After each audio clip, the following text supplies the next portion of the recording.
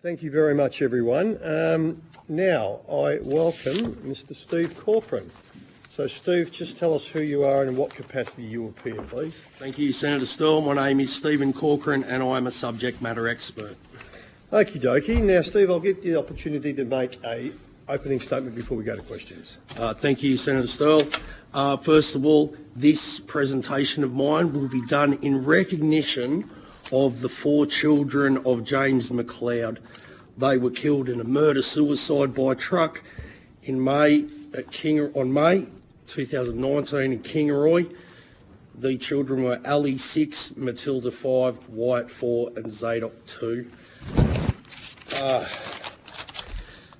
You will be able to see from my written submission number 14 on the Senate website and from my 147-page accompanying published document submission that I would like to table and also given all of you a copy. Senator McDonald, if you would like a copy, happy to have one here for you.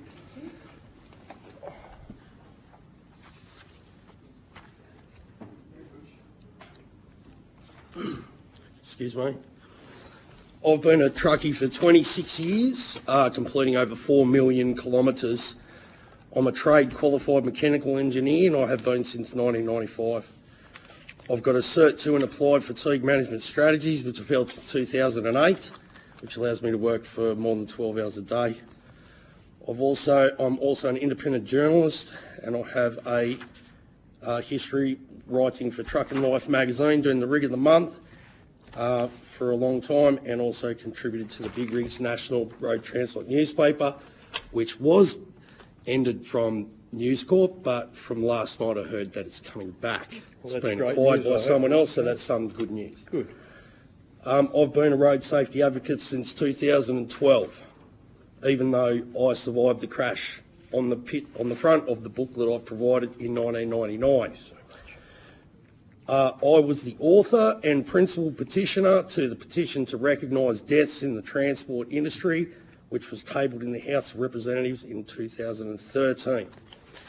On Friday, April 12th, 2013, I gave evidence much like today to the House of Representatives Standing Committee on Petitions to support the petition to recognise deaths in the transport industry, that drivers should be entitled to a danger money allowance in recognition of the death rate.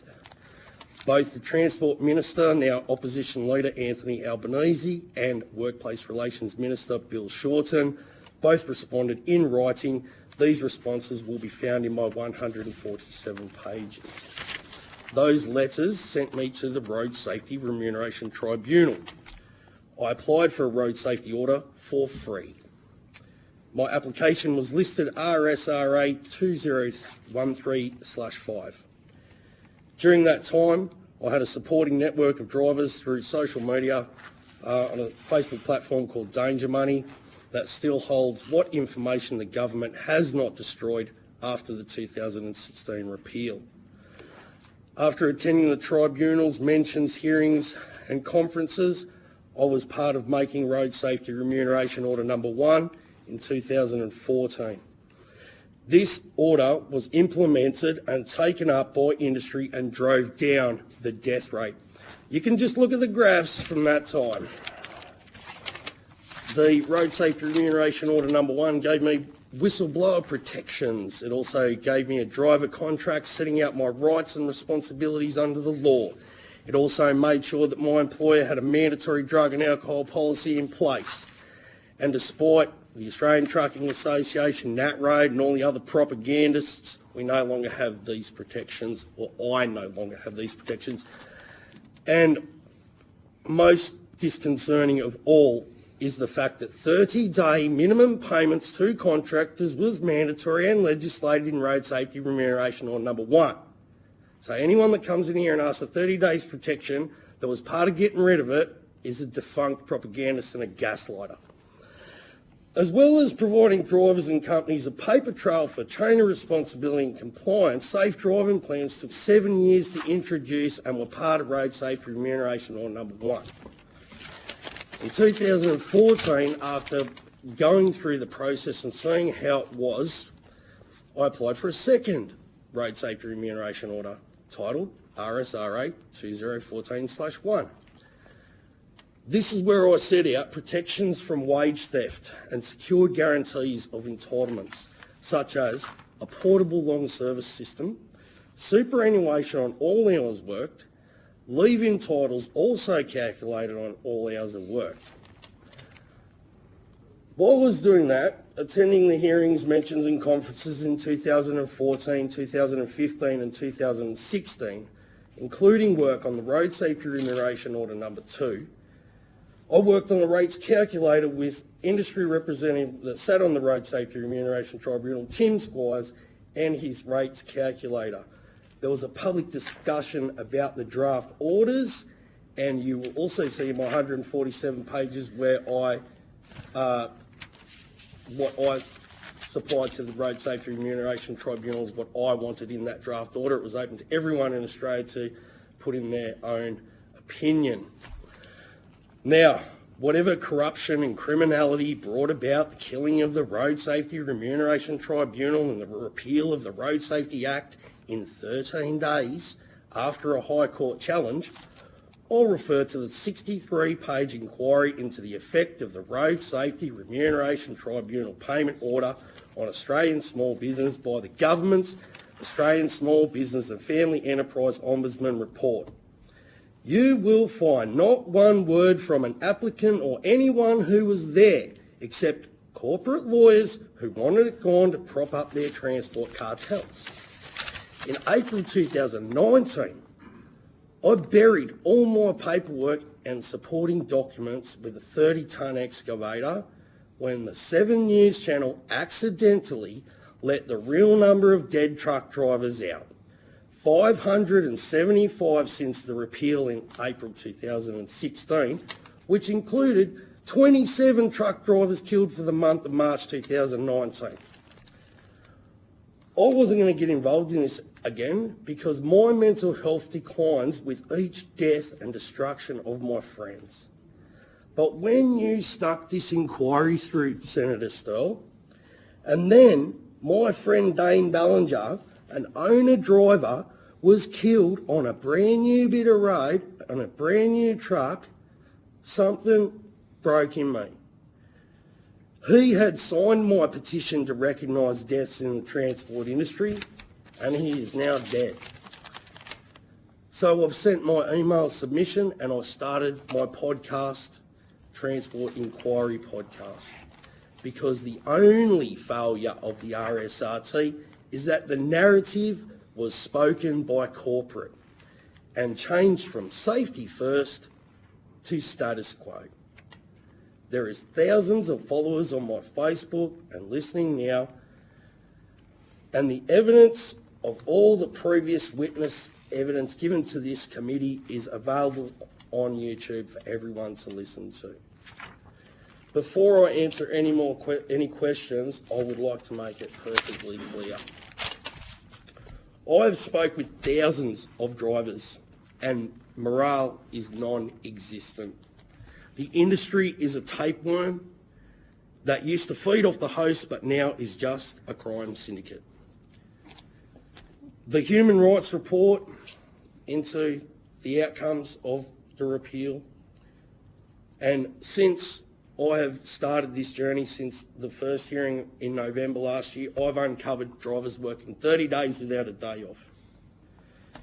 Also, since coronavirus suspended the last hearing in March, we had an 8-year-old girl ran over by a Boral B-double tanker at Campbelltown. 4 police officers ran down in Melbourne. That's the industry, and anyone who comes in here and tells you that their patch is 100% is lying. Gaslighting, feckless propagandists of the highest order. 3 truck drivers dead in the first 10 days of this year, and 35 dead so far. And now, it's time for my solutions. We need an Australian Federal Motor Carriers Safety Act, and it needs to endorse the Australian Federal Motor Carriers Safety Authority. This needs to make sure that the road is compliant and accredited, because the road network currently is not accredited and not up to standard. There's over 2,000 Parking bays missing for drivers to combat fatigue, which makes it impossible for them to combat fatigue legally. We need to accredit the companies to work on this accredited network. And you need to accredit their machinery to work under the accreditation of the company, to work under the accreditation of the road. Then you need to accreditate the driver to have a commercial licence that can be endorsed and disendorsed to do commercial work. A regular person should be able to go and hire a truck and move house for free. No worries. Go and do it yourself. You shouldn't need a commercial licence.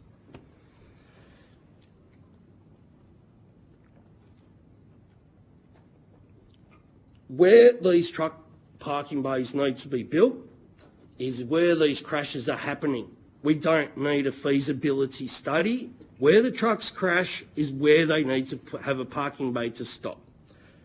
They need to be named after the drivers we've lost. Danger money and portable long service leave are just ideas. But before and during the repeal, a non-profit organisation funded by the TW partly doxed me, releasing my information, encouraged people to call my employer and have me sacked for being part of the Road Safety Remuneration Tribunal and during the upheaval at the end.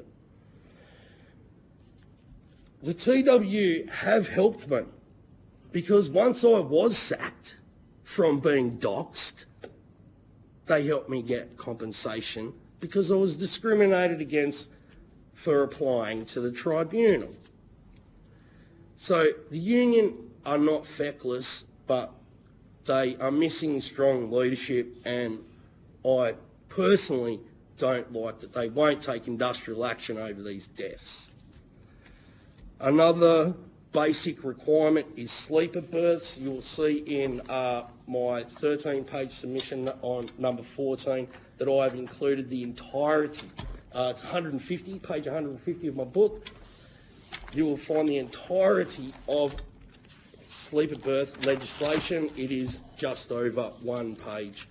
The minimum requirements is a 0.6 cubic metre sleeping area that it's not mandatory to have air conditioning except in the great state of Western Australia above the 26th parallel between October and March. Everyone else in every other state doesn't get hot and can just sleep.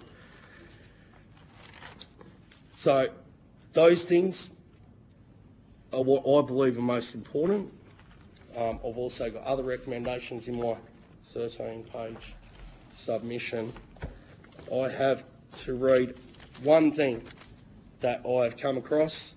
I'm going to take advantage of my parliamentary privilege right now. I'm going to read a contractor's agreement that I had sent to me, that I've sent to the committee, and it says at 5.11, the independent contractor is not and cannot be deemed to be an agent, employee, partner, joint venture or otherwise associated with the hirer. 5.2, entitlements. Hence, the contractor acknowledges and agrees that 5.21 is no way entitled to any employee entitlements in brackets or similar entitlements, close brackets, whatsoever. 5.22, it is responsible for such entitlements in respect to its own servants, agents, contractors and employees. Also 5.23, hereby indemnifies the hirer from and against any loss or damage the hirer may suffer in respect of such entitlements, whether directly or indirectly, or whether relatively to the contractor and or its servants, agents, contractors or employees. Now, the contractor's acknowledgement, duties and obligations says that 6.11 will carry out the service in a competent work-like manner at such times and such places as the hire may reasonably require in accordance with any applicable laws, regulations, bylaws, codes, notify the hire as soon as possible and all that kind of stuff. Then you go to the final page and you look at the rates. Actually, I'll go to the final page of it where it says, first of all, there's a $30 a week admin fee. The guaranteed minimum hours of work is 0, and you pay $30 a shirt, all right? Now, for a semi-trailer hire, this is where the contractor supplies the driver, the truck, the trailer, the fuel, the tolls, the insurance, the registration, all of the costs. Minimum hourly rate of $55 per hour, excluding GST, for semi-trailers carrying up to 24 pallets. So, sorry, Steve, this is a full rigger. Yes, for a full trailer, 20 to 24 pallets, carrying up to 24 pallets, $55 an hour. So you're paying the man, the driver, the fuel, the truck, the trailer, and all of the running costs on $55 an hour. The minimum hourly rate of $42 between 15 and 16 pallets. $38.50 for 13 to 14 pallets, $34 for 11 pallets, $31 for 9 pallets, $22 for 2 pallets. Steve? Now, I've got to ask, what are the costs? Where do these come from? This is for what? This company, this is a Australian registered proprietary limited company that engages, it has no trucks of its own, engages 120 contractors under this arrangement. And they subcontract to Star Track. I'll give you the company names in a minute. Okay, thanks. I know who they are. Now, I cannot compete. I cannot buy a machine and work and fuel and rego and maintain a professional operation on that rate. It's impossible. It's criminal. Anyone that's doing it is breaking the law somehow, or they have a percentage of that company and they're funding it from another source. They've got another source of payment. Just let's peel this one back a bit for those senators that aren't from the trucking industry. So what you clearly, and I know the company because I've got the copy on my desk that was provided Happy by. to send it to anyone that wants. Yeah. Who's it Star? Those subcontractors, Star Trek, Yeah. Australia Post. Oh, there's a list of... So hang on, let's just come back to this. Let's not, Steve. Yep. Let's not miss this opportunity That's right. here to explain. Yep. So that contract, I didn't realise it was full rig. I thought it was haulier, just providing the prime mover, which is bad enough. Yeah. So they get paid $55 an hour to take it bogey drive. Yep. If they carry 24 pallets. That's right. But if this bogey drive prime mover's only carrying up to 18 pallets, I don't have it in front of me, it's on my desk in Canberra, they get $42. 16 pallets is $42. And that's only for the hours that it's on the truck. Also in the contract it has different things in there where if it's easier for them to send a smaller truck out and take the load off you, they will. So that the hourly rate, you only pay the hourly rate that the freight is on the truck.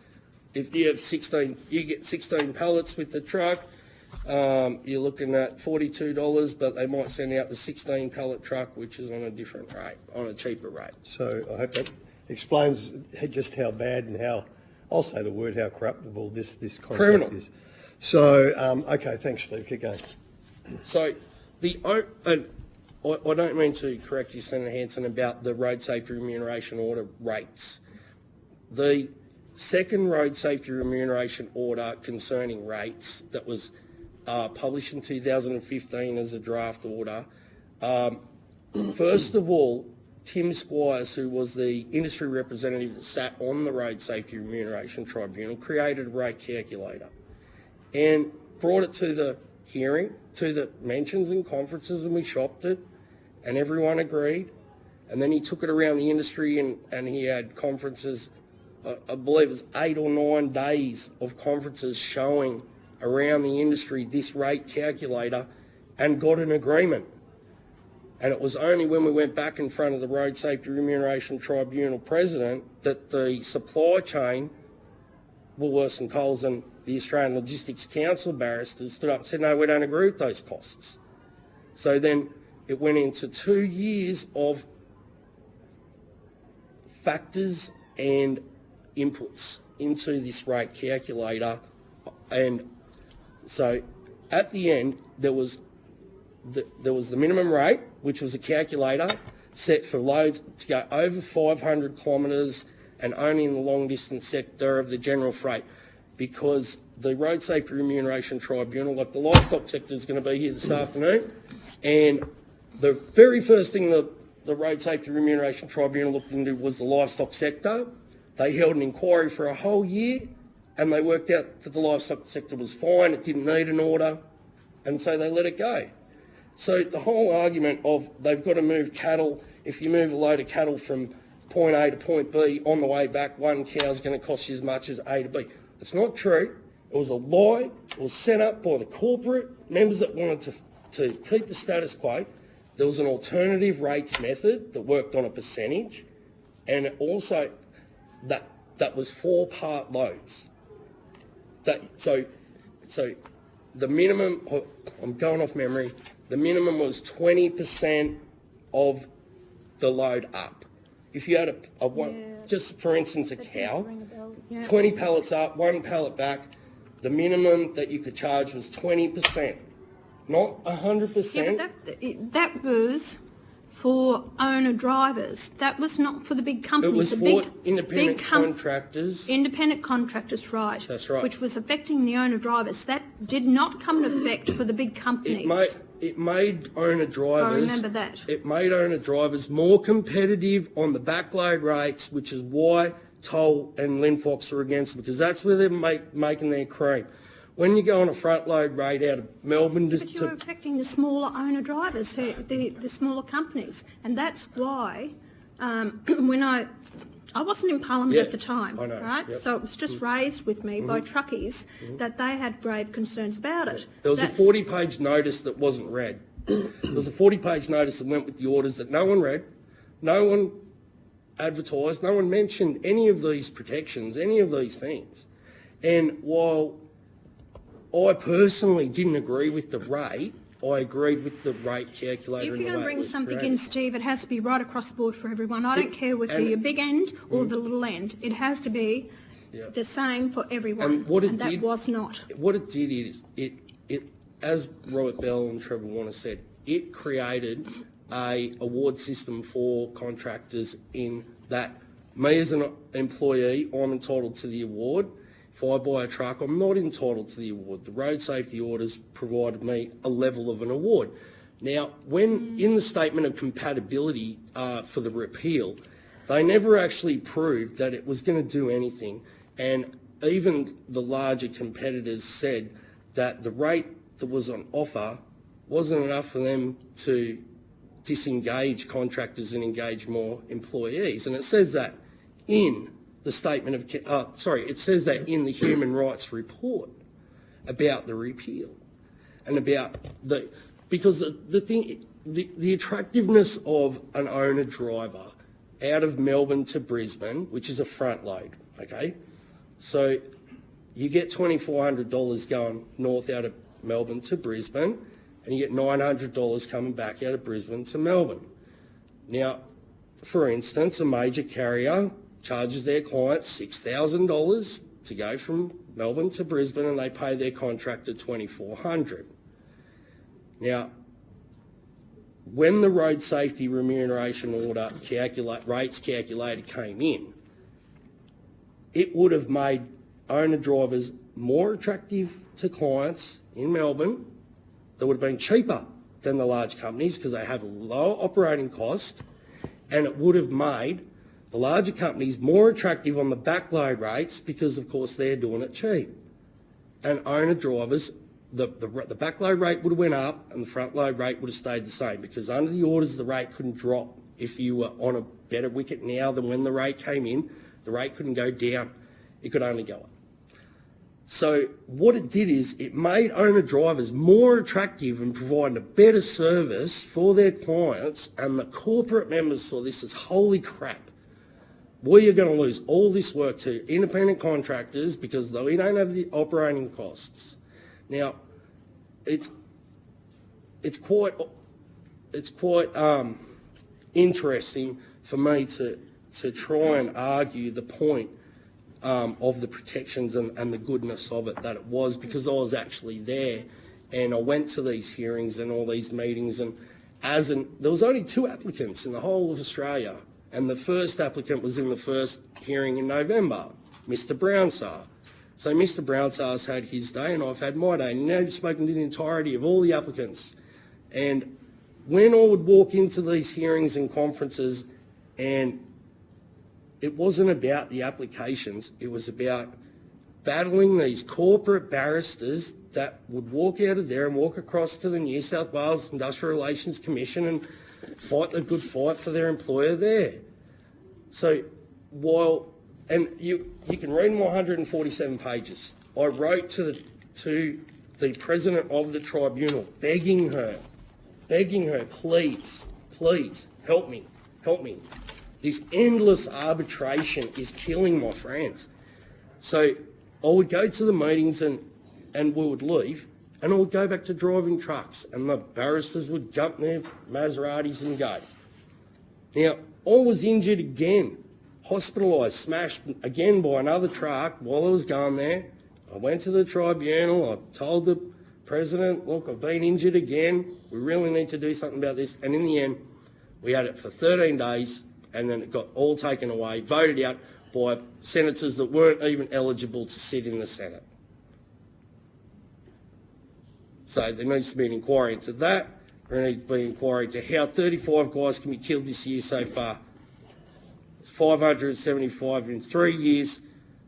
I mean, I am not afraid of anything, but my children are very concerned. And all of my friends have been reaching out to me during the night with problems, issues. There's nowhere to turn.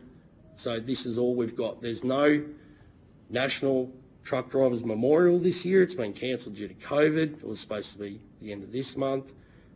The Queensland Lights on the Hill Memorial, it's cancelled. The Truck Drivers Reunion at Alice Springs, it's cancelled. The transport community is broken, and this is all we've got. So I hope that what I've said has encouraged other people to come forward and put their own messages and their own recommendations into this report, because we need this report to be the best it can be and start saving these guys' lives. And I'll just, before I take one more any questions, I'll just want to thank you, Senator Hanson. Before you went on holidays last year, you thanked all the truck drivers in Australia. You stood up and said there's 208,900 truckies in Australia and only 4.3% are female. And you asked why there was so few women. And it's a crap job, and we don't want women out dying in trucks. I don't want to come across a girl screaming of death, burning in the truck. Make it better, and I have got no problem with working with women, but when I say 100 women truck drivers have been killed, it makes no difference, the same as I say 575 male truck drivers killed. But society dictates that we speak up for women, so until this safety crisis is addressed, I honestly can say I do not want any more women coming to work in the truck industry, because they're just going to die. 1 in 500 trucks is involved in a major accident. 1 in every 33 males is a truck driver. And if you can slaughter that many people, and it's 8 years since David Barrett was killed in front of me. 8 years, 7 hours I was at that crash scene before they told me I was good to drive home. That's the standards of the industry, and I'm happy to take any questions. All right. Look, just firstly, Steve, I appreciate your passion, but I just want to clear one thing, mate. I want to encourage as many women into the transport industry as possible. Absolutely. I work with some great women, but I know what you mean. I know where your heartfelt you don't send feelings women to are. the front line in combat. I understand that, but I just want to be very clear that I would love to see more women in the transport industry. But at the same token, while we've got truckies with a toilet roll under their arm and a torch, heading off into the bush at night because there is a pathetic lack of facilities in this nation. We have shocking examples of where politicians of all colours can't wait to cut a ribbon on a piece of infrastructure. Sure. But when we ask them for quality truck bays for our truckies, it's like we're from another planet. Well, there's an infrastructure project right there. Yeah, okay. You are right, and that's the 2000. We've recognised with the national, help me out, the National Rest Area Strategy, we're about 2000. And let me take this opportunity of the fine work that Rod Hannafy does and others. Now, Rod shouldn't have to be a spear chucker to try and use his own resources to try and find places that aren't truck bays so truckies can pull up. So let's not let governments off, state, federal, all of them, the whole colour. Only sleep cures fatigue. There is no requirement in the work diary to sleep. Yeah. So let's come back to this, and I want to give the opportunity for Senator Hanson and Senator McDonald to ask any questions, please. So, Senator McDonald? Yeah, I just wanted to ask you about that idea of there's no requirement to sleep. Yeah. That's a really important issue. But, you know, people don't want to live under the thumb of legislation. Mm-hmm. I mean, is there not any space for people being responsible and going, well, I know I've got to get into my truck and do a long shift, I should actually go to bed rather than go wherever you were suggesting I might have gone, or... The National Heavy Vehicle Work Diary is 38 pages of instructions how to fill it out. The minimum fine is $660 for a 15-minute infringement. It's just under 17,004 points for a 90-minute infringement. Now... But at some point, people are happy to work under these if you want to have a job driving a heavy piece of equipment and being responsible for keeping the country rolling, then isn't there some sort of self-responsibility for, you know, like you know how to get up and have a shower and brush your teeth, I assume, then you also should know to go to bed, shouldn't you? Yeah, of course. But there is, unfortunately, the criminal market dictates that if you can find a margin, then you go for it, because the industry is actually loopholes tied together with chewing gum. But you've been forced to have a certain amount of time off. Yeah. If you choose to be an idiot and play video games for the whole time and then get in your truck, Yep. well, what are we going to have sleep monitors on? It's about mitigation and risk management, and if you can put a barrier or a safety guard in place to a sharp edge, you do it. And what the National Heavy Vehicle Work Diary has nothing to do with fatigue. It has not. It has what it has to do is with its enforcement.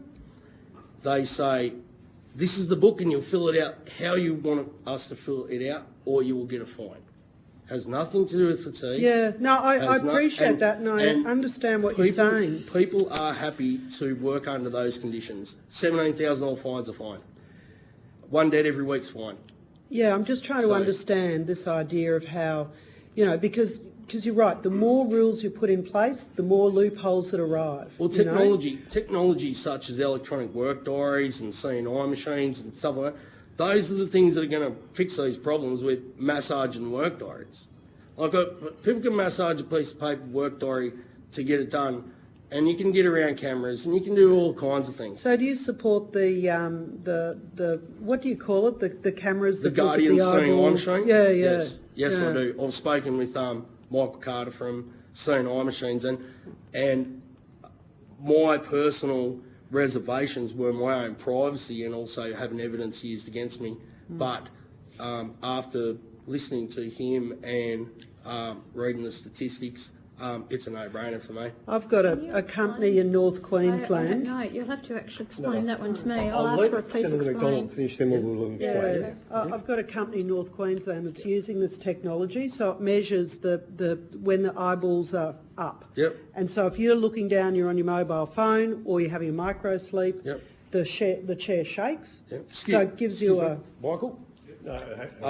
Michael Carter from C&I Machines is here, so if you want to talk to him, he can provide you with the Yeah, well, I've got a information. fair understanding of watched the cameras in the business. But it's reduced we need the this accidents data. and incidents dramatically, and I think it's a really practical way to get around if people are sleeping or not sleeping. Well, it's telling you if they're having micro sleeps or worse, Having rather someone than to filling tap, in another form. having someone to tap you on the shoulder to ask you if you're okay can prevent a crash.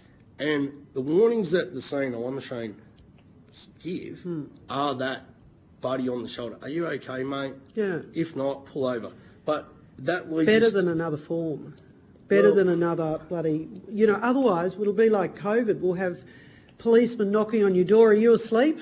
That's Are you at right. home? That's right. It'll be a terrible business. But truck drivers have a duty of care for everyone Yes. to maintain a level of duty of care for everyone and to be fit for work, be fit for duty. That's right. And But they're not babies. They're not children. Are that's they? right. And They're grown-ups. As a professional, I can honestly say that when I'm driving along, if I actually am feeling tired and I want to have a sleep, there's nowhere to sleep.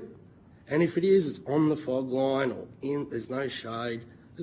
It's all stacked against us.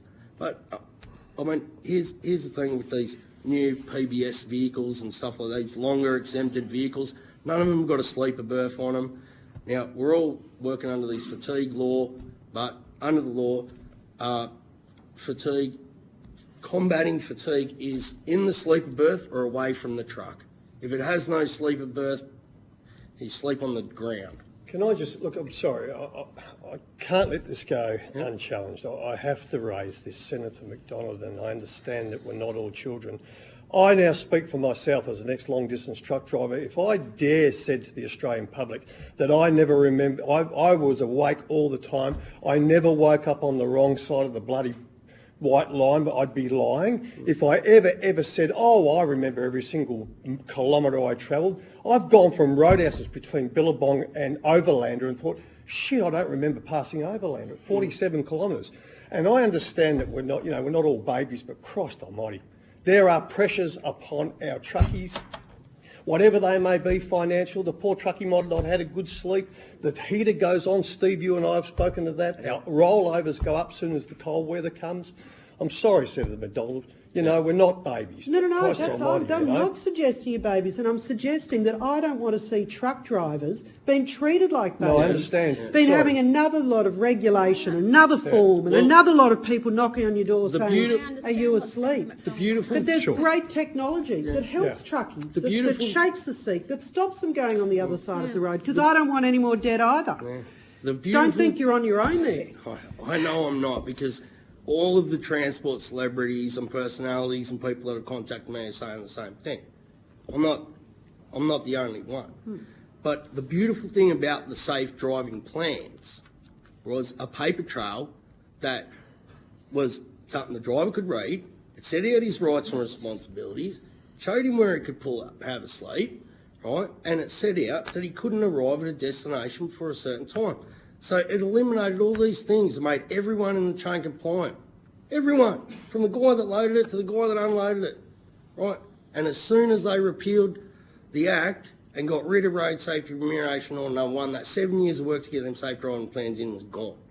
Mandatory drug and alcohol policies of companies is gone.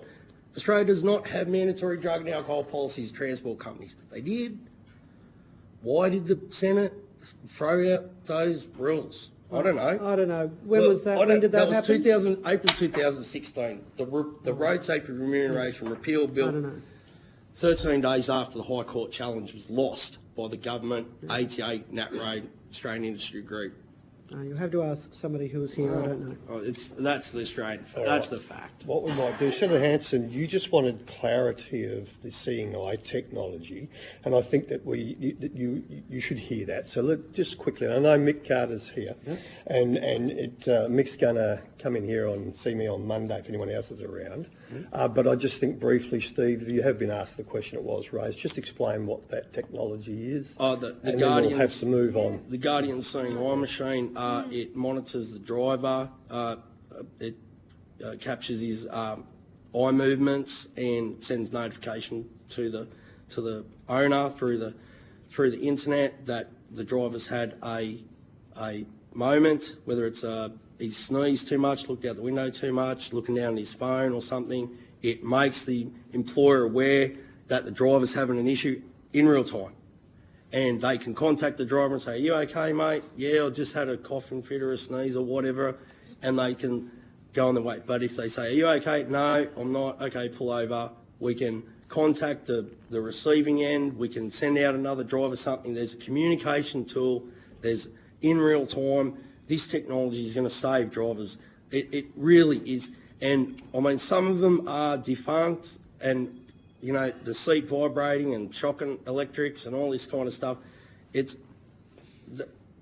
They might do something, but this real-time technology of being able to watch your driver and see what happens and then having the data when they do die.